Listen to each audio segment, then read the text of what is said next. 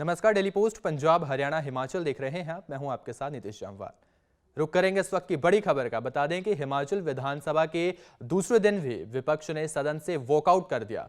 विपक्ष की ओर से नियम 67 के तहत लगाए गए काम रोको प्रस्ताव की चर्चा का जवाब देते हुए मुख्यमंत्री सुखविंदर सिंह सुक्खू ने कहा कि 455 स्कूलों में एक भी टीचर नहीं है। उन्होंने कहा कि 4145 स्कूल एक एक टीचर के सहारे चल रहा है और 12,000 पद टीचरों के अभी भी खाली हैं। वहीं इस बीच आज दूसरा दिन था जिस पर विपक्ष ने वॉकआउट कर दिया।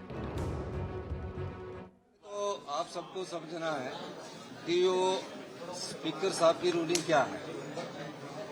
विपक्ष ने वॉकआउट नहीं किया क्योंकि वो मेरे जवाब ले होने के पहले अंदर स्टेज में थे, उसको वॉकआउट नहीं मानते।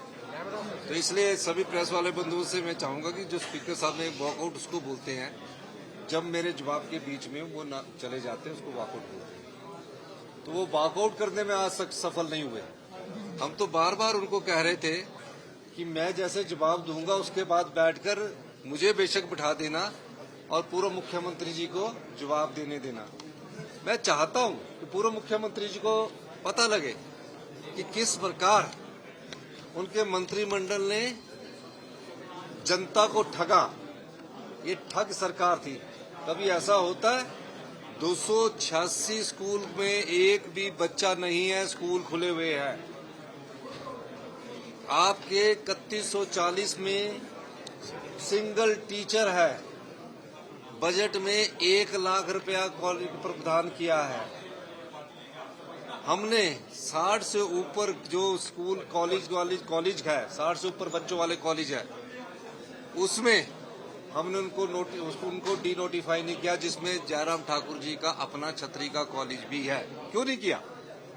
इसलिए नहीं किया कि चलो 60 बच्चों को हम देखना चाहते हैं, उसका सेमेस्टर करना चाहते हैं। पर आज जयराम जी जिस प्रकार के वक्तव्य दे रहे थे कि स्वारघाट में इतने बच्चे हैं, हमारे पास फैक्ट्स है। आज हमने इस बात के लिए पूछा कि पिछले 50 वर्षों से हिमाचल प्रदेश में संस्थान खोलने की प्रक्रिया यही रही है और इस प्रक्रिया के अंतर्गत संस्थान पहले भी खुलते रहे हैं और एक सरकार का कार्यकाल 5 वर्ष का होता है, उससे एक दिन भी कम जो कोई उसको कम नहीं कर सकता है। आपने 1 साल के पूरे हमारे विकास कार्य के साथ संस्थान जो खोले हैं उनको आपने डिनोटिफाई कर उनको बंद कर दिया। यह अधिकार सरकार के पास इस तरह का नहीं हो सकता है। आप कोई उसके लिए सर्वे करते, उसके लिए रिव्यू करते, रिव्यू करने के बाद आपके सामने फैक्ट्स आते जिसके ऊपर आप निर्णय करते। 11 तारीख को शपथ लेते, 12 तारीख को निर्णय करके डिनोटिफाई करने की प्रक्रिया करके जो है उनको सबको बंद कर दिया जाता है।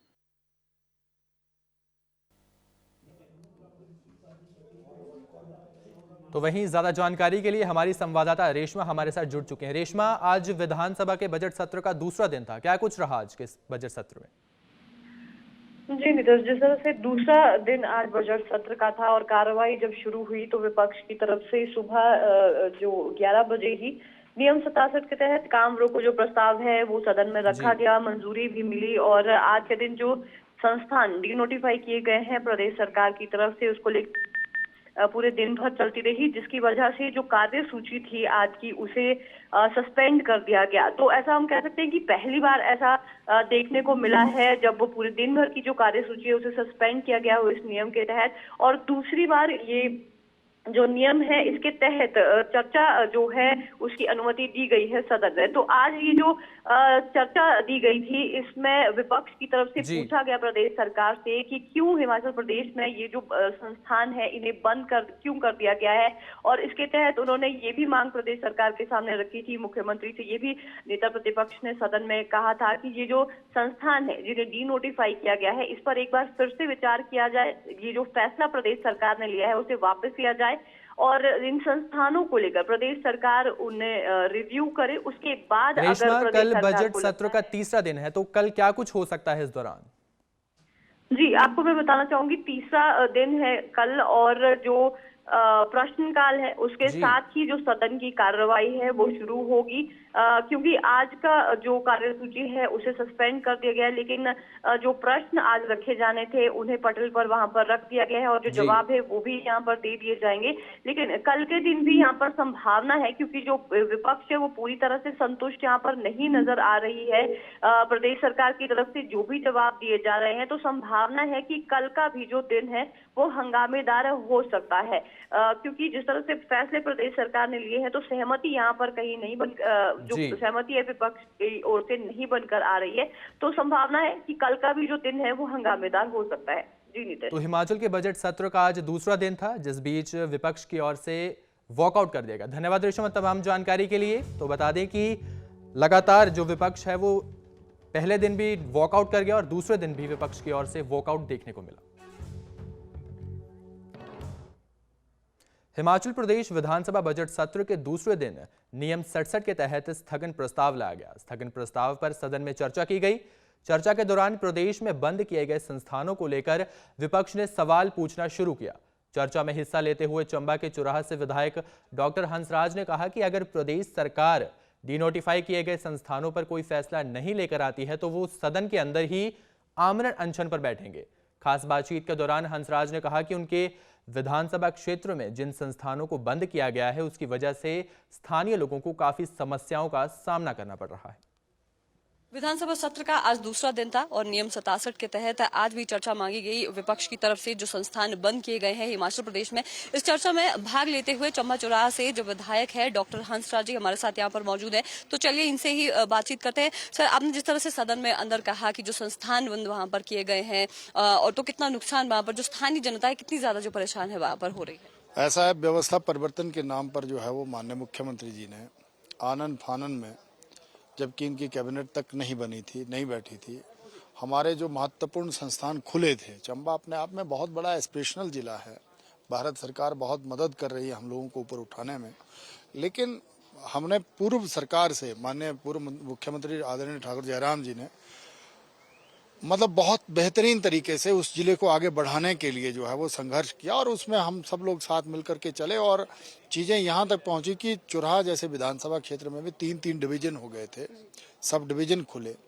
उसके साथ साथ एक नया डिग्री कॉलेज भी हमने दिया था मसरून एरिया में, 2 PHC खोली कोहाल और बैरागढ़ में।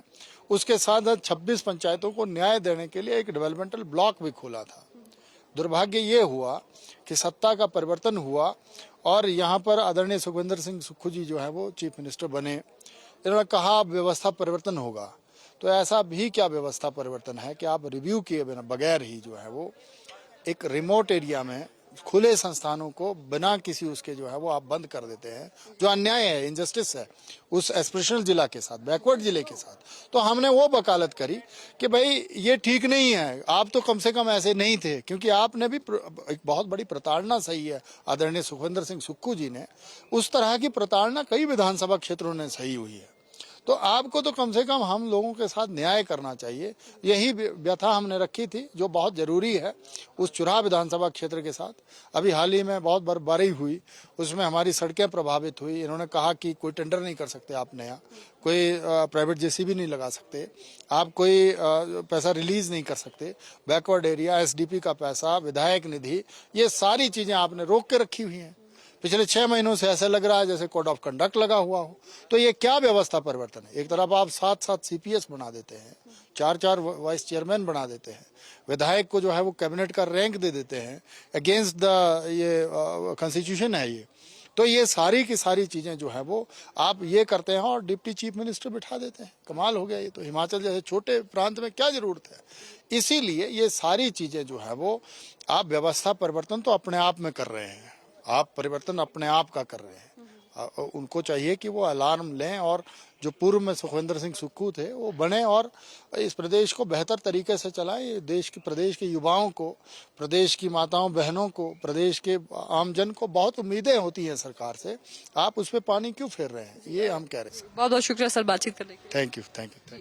तो ये थे चंबा चौराहा से विधायक डॉक्टर हंसराज, जिन्होंने हमसे बातचीत की यहाँ पर, क्योंकि उन्होंने सीधे तौर पर कहा है कि अगर जल्दी जो डी नोटिफाई किए गए हैं संस्थान उन्हें फिर से नहीं खोला जाता है तो ये यहाँ पर अनशन पर बैठ देखने वाले हैं। लेकिन इस चीज का यहाँ पर जरूर ध्यान रखेंगे क्योंकि 17 तारीख को हिमाचल प्रदेश के जो मुख्यमंत्री है सुखविंदर सिंह सुक्खू वो बजट पेश करने वाले हैं। क्या उस बजट में प्रदेश में जितने भी संस्थान बंद किए गए उसको कोई प्रावधान किया जाता है, रिव्यू करने का जो काम है वो किया जाता है हिमाचल प्रदेश में या नहीं, उसको ये देखने वाली बात होगी। शिमला से कैमरा पर्सन अनीश चौहान के साथ मैं रेशमा कश्यप, डेली पोस्ट, पंजाब हरियाणा हिमाचल।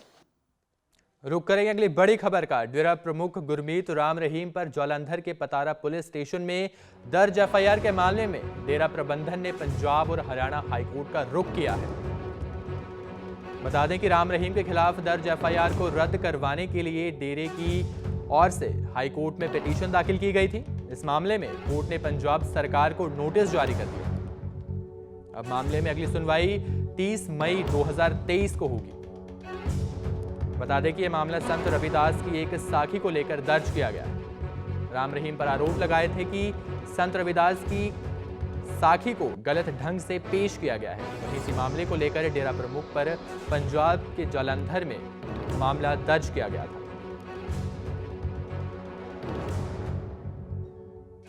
जी, ये मामला है एक साखी का जिसको कि बहुत ही तोड़ मरोड़ के पेश किया गया है, जिसको कि पूरी तरह सुना ही नहीं गया है।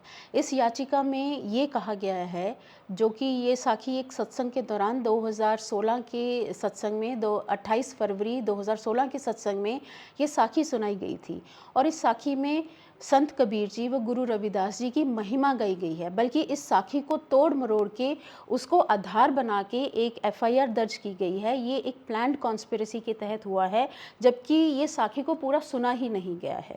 इसमें ये कहा गया है कि उनका निरादर किया गया है, बल्कि ऐसा कुछ भी नहीं है उसमें।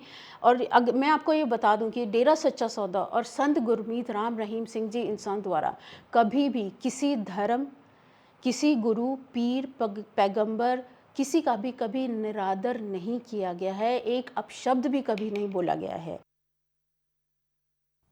सरपंचों ई टेंडरिंग के मुद्दे पर सीएम मनोहर लाल ने प्रेस कॉन्फ्रेंस की। इस दौरान सीएम ने कहा, ई टेंडरिंग को लेकर भ्रम फैलाया जा रहा है। राशि 2 लाख से बढ़ाकर 5 लाख कर दी गई है। वहीं अब सारा काम ऑनलाइन प्रोसेस से ही होगा। सीएम ने प्रेस कॉन्फ्रेंस कर सरपंचों से अपील की कि जनता के हित में काम कराने के लिए वो उनके साथ आगे बढ़े। क्योंकि सरपंचों का जब चुनाव हुआ उस समय भी कुछ बातें हमने घोषित की थी। एक विचार ऐसा इस बार बना था कि ये सारे काम जनता के जो लिए काम किए जाते हैं उनको अधिक से अधिक पारदर्शी बनाना और जो काम ठीक न करे उसको जवाबदेह बनाना, इसका भी हमने एक अभियान लिया है। जितना पैसा हम भेजेंगे, अब चूंकि टेक्नोलॉजी का जमाना आ गया है तो टेक्नोलॉजी से हर चीज को मॉनिटर भी किया जा सकता है। वो समय अब खत्म हो गया कि जब कोई प्रधानमंत्री भी ये कहता था कि 1 रुपया ऊपर से भेजा जाता, नीचे 15 ही पैसे पहुंचते हैं। अब तो टेक्निकली 1 रुपया अगर भेजा जाएगा तो 1 ही रुपया खाते में नीचे जाएगा, बीच में कोई स्कोप नहीं है उसमें से कोई एक भी पैसा निकाल ले। तो इसलिए उस पारदर्शिता को लाने के लिए ई टेंडरिंग की व्यवस्था हमने शुरू की थी। और ई टेंडरिंग की व्यवस्था में एक लिमिट, जो कि पहले तो तकरीबन बड़ी राशि का काम सरपंच ई टेंडरिंग के बिना ही करवाते थे, लेकिन इस बार एक लिमिट लगाई थी हमने पहले तो 2 लाख रुपए की, कि 2 लाख रुपए से नीचे के जो काम हैं वो लोग कोटेशन के आधार पर करा सकते हैं। 2 लाख या इससे ऊपर के काम सारे ई टेंडरिंग पर होंगे। अब थोड़ा विवाद हुआ कि नहीं 2 लाख रुपए बहुत कम है, इससे तो शायद एक गली भी नहीं बनती है, फिर हमें अलग अलग से छोटे छोटे काम कराने पड़ते हैं। उनकी मांग को ध्यान में रखते हुए, मांग तो बहुत ज्यादा थी, लेकिन हमने सब विचार विमर्श करने के बाद बहुत से सरपंचों से अलग अलग भी बात हुई, जनता के लोगों से भी बात हुई। सो फॉर सो अभी 2 दिन पहले हिसार में किसानों का एक मेला था, कृषि मेला। कृषि मेला में लगभग 10,000 से ऊपर संख्या थी जहां मेरा संबोधन हुआ और मैंने खुल करके पूछा, मैंने कहा ये ई टेंडरिंग के विषय में हमको जो हमारा स्टैंड है ठीक है कि नहीं है। तो सब ने हाथ खड़े करके और खूब तालियां बजाकर कहा कि ये बहुत अच्छा स्टेप है, इससे भ्रष्टाचार भी रुकेगा, पारदर्शिता भी होगी, काम करने वाले लोगों को, नए लोगों को भरने का भी अवसर मिलेगा। वरना तो वही फिर अपने अपने लोग और घूम घाम के उन्हीं को काम मिलता, वही करते हैं, दूसरे नए आदमी को आने का अवसर मिलता नहीं है। तो ई टेंडरिंग के कई फायदे हमारे हैं। तो उसमें से मैं ये तो नहीं कह सकता कि हर एक सरपंच मान गया होगा, लेकिन अधिकांश सरपंचों ने हमारी बात मान करके और काम कराने शुरू कर दिए हैं।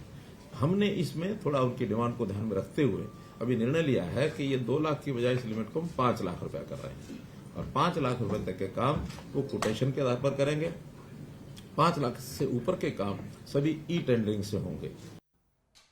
वहीं सरपंचों ने सीएम मनोहर लाल की ओर से टेंडरिंग पर लिए गए फैसले को नकार दिया है। सरपंच एसोसिएशन का कहना है कि ये फैसले गुमराह करने की कोशिश कर रहे हैं, लेकिन वो सरकार के बहकावे में बिल्कुल भी नहीं आएंगे और अपना आंदोलन इसी तरह जारी रखेंगे।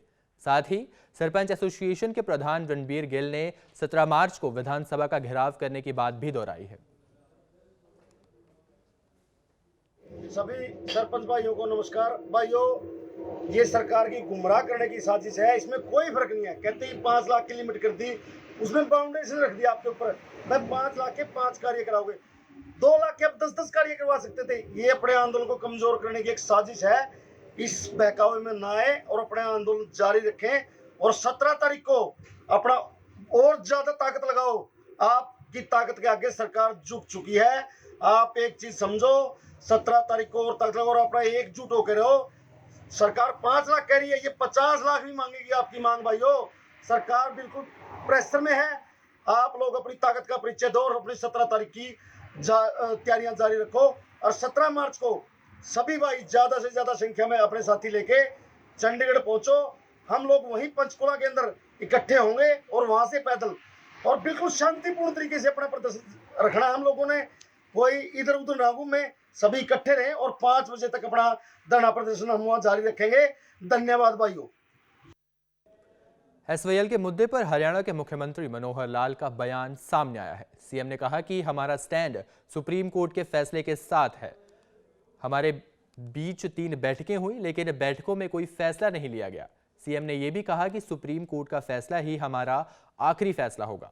आपको बता दें कि एसवाईएल के मुद्दे पर आज सुनवाई होनी थी, लेकिन कोर्ट का समय खत्म होने के चलते सुनवाई टाल दी गई थी। मित्रों, मैं इस विषय पर एक बार नहीं कई बार बोल चुका हूं और हमारे जो काउंटर पार्ट अपने चीफ मिनिस्टर पंजाब, वो भी उसी लाइन पर बोल चुके हैं। उसमें कोई नई बात अभी नहीं आई है। उनका अपना एक स्टैंड है, हमारा अपना स्टैंड है। हमारा स्टैंड सुप्रीम कोर्ट के निर्णय के हिसाब से है। सुप्रीम कोर्ट के निर्णय ने कहा कि हाँ, एसवाईएल हरियाणा के लिए बननी है। उन्होंने ये भी नहीं कहा बननी चाहिए, उनका निर्णय है कि बननी है।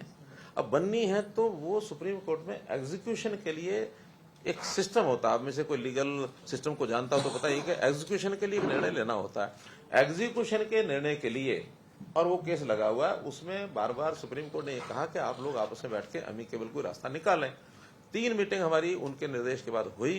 तीनों मीटिंग में वही क्या कहते हैं, प्रणाला होते वही का वही। तो अल्टीमेटली हमने भी सुप्रीम कोर्ट को लिख के दे दिया, उन्होंने भी हो सकता है लिख के दिया होगा। अब जो तारीख है उस तारीख में सुप्रीम कोर्ट को निर्णय करना है। मैं अपेक्षा करता हूं कि सुप्रीम कोर्ट जिस प्रकार का निर्णय उन्होंने दिया हुआ है उसके एग्जीक्यूशन के लिए कोई भी एक पहल करके जैसा वो निर्देश देंगे वैसे उस निर्देश पर, चाहे वो पंजाब सरकार को निर्देश दें, चाहे सेंट्रल गवर्नमेंट को दें, हमें दें, सबको सुप्रीम कोर्ट के निर्णय को मानना ही होगा। रुक करेंगे अगली बड़ी खबर का। बता दें, पंजाब और हरियाणा के मुख्यमंत्री कल मीटिंग करेंगे। दोनों मुख्यमंत्रियों की चंडीगढ़ में कल मीटिंग होने जा रही है। चंडीगढ़ सचिवालय में सुबह 10 बजे ये मीटिंग जो है वो शुरू होगी। बता दें कि दोनों राज्यों के मुख्य सचिव बैठक में मौजूद रहेंगे। इस बैठक में चंडीगढ़ समेत विभिन्न मुद्दों पर चर्चा की संभावनाएं सामने आ रही हैं। बता दें कि पंजाब और हरियाणा के मुख्यमंत्री बैठक करने जा रहे हैं। ये बैठक कल 10 बजे शुरू होगी, जिस बीच विभिन्न मुद्दों पर चर्चा की जा सकती है। चंडीगढ़ समेत और भी कई ऐसे मुद्दे हैं जिन पर दोनों मुख्यमंत्री आपस में चर्चा करेंगे। हाल ही में सबसे बड़ा मुद्दा एसवाईएल का जो चल रहा है, उस बीच अब हो सकता है कि बैठक में यह फैसला लिया जाए कि एसवाईएल मुद्दे पर भी। करनाल पहुंचे आम आदमी पार्टी के सीनियर नेता अनुराग डांगा ने बीजेपी सरकार को सवालों के कटघरे में खड़ा कर दिया है। डांगा ने आरोप लगाया कि सरकार लोकतंत्र में अपने ही लोगों को चोर की दृष्टि से देख रही है। सरकार तानाशाही रवैया अपना रही है और दूसरी तरफ गांवों के लोगों का लगातार अपमान भी कर रही है। बिजली मीटरों के बार बार बदलने को लेकर भी डांगा ने सरकार और मीटर निर्माता कंपनियों की मिलीभगत की बात कही है। बहुत बहुत स्वागत है आप सभी साथियों का। एक महत्वपूर्ण मुद्दे के ऊपर आज ये प्रेस कॉन्फ्रेंस रखी गई थी। जिसमें कि आप लोगों को मालूम होगा करनाल में ही असंध में कल झींडा गांव यहाँ पर है आपके यहाँ पे, जहाँ पुलिस की और गांव वासियों की भिड़ंत हुई है, आपस में टकराव हुआ। जिस मुद्दे को लेकर के टकराव हुआ उसको लेकर के हम अपना पॉइंट ऑफ व्यू रखना चाहते हैं कि जिस तरीके से खट्टर सरकार गांव के लोगों के साथ जिस तरीके से दोहरा रवैया अपना रही है, एक तरफ उनके गांव के चुने हुए सरपंचों के ऊपर लाठीचार्ज किया जा रहा है, उनके ऊपर तानाशाही रवैया अपनाया जा रहा है, उनका अपमान किया जा रहा है, उस तरीके से गांव का अपमान किया जा रहा है। और दूसरा, गांव के हर व्यक्ति को जब दिल चाहे इन सरकारी अफसरों का तब ये चोर साबित करने पे लगे हुए हैं। उनको गांव में इस नज़र से देखा जाता है, कहते हैं कि गांव में बिजली चोरी हो रही थी। कल भी एक बताया गया कि 16 मीटर पैक किए गए वहां से गांव में से, और उसको लेकर के सारे गांव में, पूरे हरियाणा के गांव में ज़बरदस्त नाराजगी है। हरियाणा में सरसों की खरीद शुरू हो गई है, लेकिन मेवात की अनाज मंडी में सरसों की खरीद न होने से किसान परेशान नजर आए। सरसों के कम दाम मिलने से किसानों में रोष नजर आ रहा है। वहीं किसानों को सरसों की फसल का दाम 4000 से 4500 मिल रहा है, जबकि पिछली बार उन्हें 5 से 6000 प्रति क्विंटल दाम मिला था। जो अनाज मंडी पुनाना में किसान सरसों बेचने के लिए जा रहा है, तो मेरे ख्याल से जो सरसों का जो रेट मिलना चाहिए वो रेट किसानों को नहीं मिल रहा है। हम कल परसों भी मंडी में गए थे, अपनी सरसों लेकर भी गए थे, तो 4200, 4400, लास्ट 4500 तक सरसों को खरीदा जा रहा है। तो मैं समझता हूँ कि ये किसानों के साथ एक अन्याय है। जो ये मार्केट कमेटी के जो ये कर्मचारी अधिकारी हैं, ये अनाज मंडी पुनाना का दौरा करें और किसानों को उचित रेट सरसों का दिलवाए जाए। Daily post, Punjab, Haryana, Himachal, journalism of hope.